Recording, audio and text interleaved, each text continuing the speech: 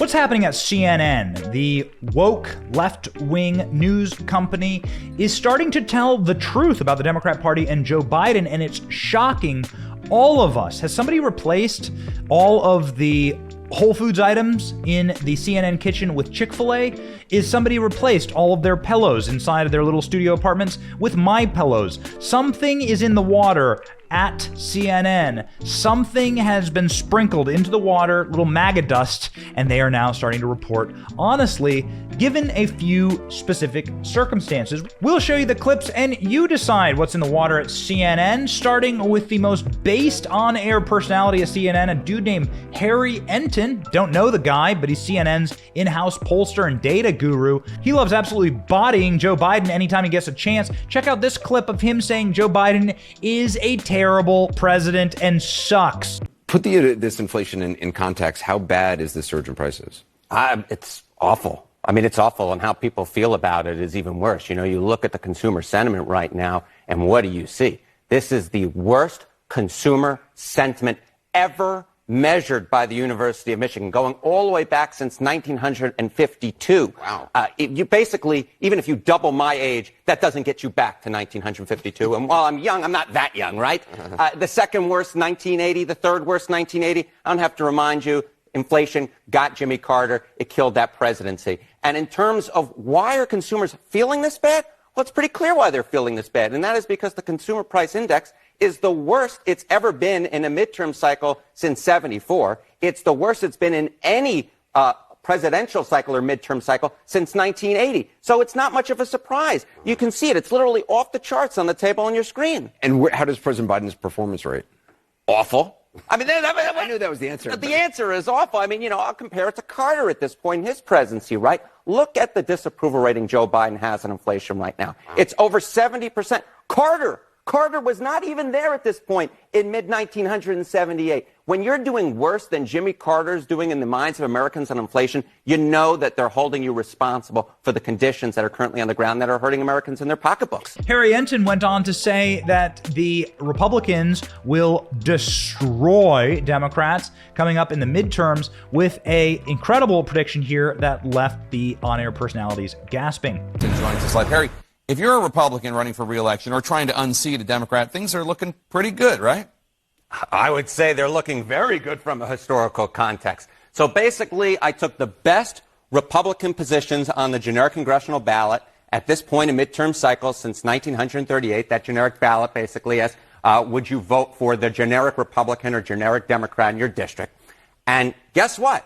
Since 1938, the Republican 2-point lead on the generic congressional ballot is the best position for Republicans at this point in any midterm cycle in over 80 years. It beats 2010 when Republicans were up a point. It beats 2014, 2002, 1998 where Democrats led by a point. And in all of those four prior examples that make this list of the top 5, look at that. Who won a majority? It was the Republicans who won a majority. Now, of course, the election is not being held tomorrow, and we'll see. Sometimes history isn't always prologue.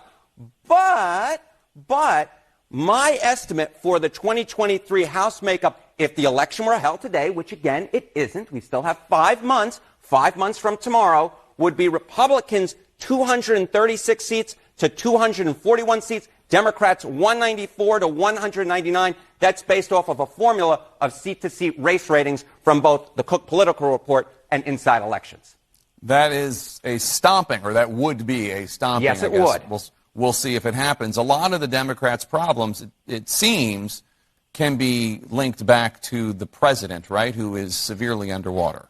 And it wasn't just Harry Enton. Some of the biggest libs on CNN, Jim Sciutto being one of them. He was a guy who worked inside of the Barack Obama White House. Did you know this? That there are people who are straight news reporters at CNN who worked in the Barack Obama White House. I love Kayleigh McEnany, but everybody knows that Kayleigh McEnany worked for Donald Trump. She doesn't have like a straight news show, but Jim Sciutto has a straight news show on CNN. Even Jim Sciutto wasn't taking any of the Biden administration's shit.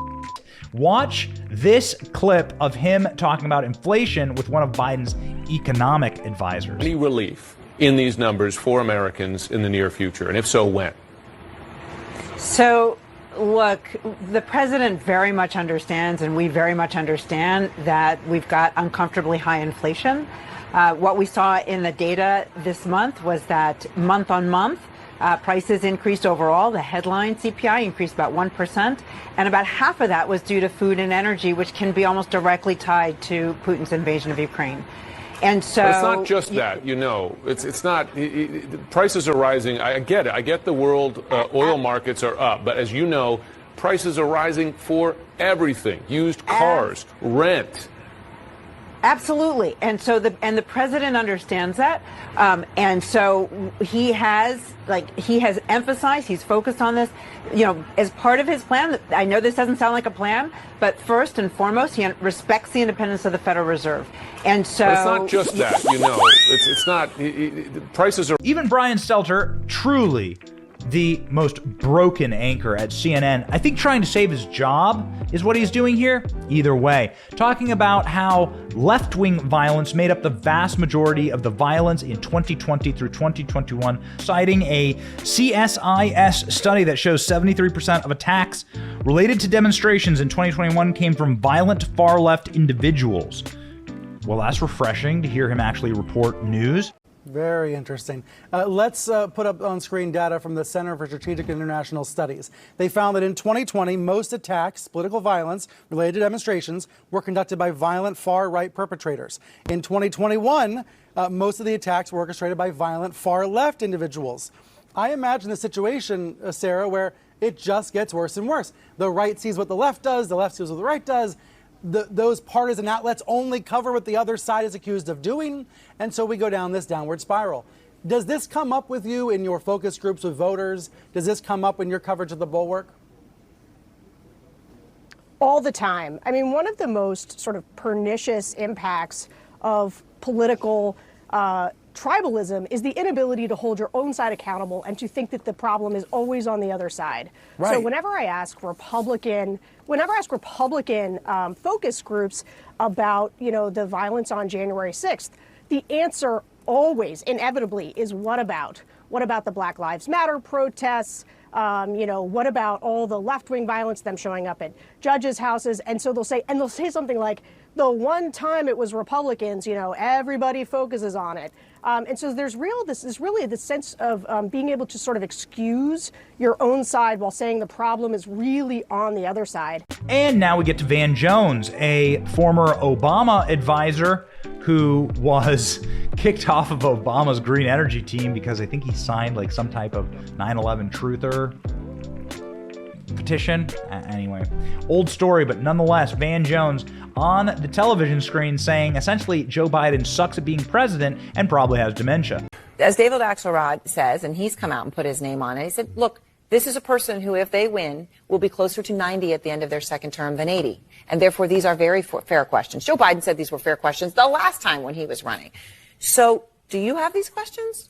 Well, I think everybody is looking very closely now. When Biden does well, he does really well. That gun speech he gave, he was perfect. It was powerful.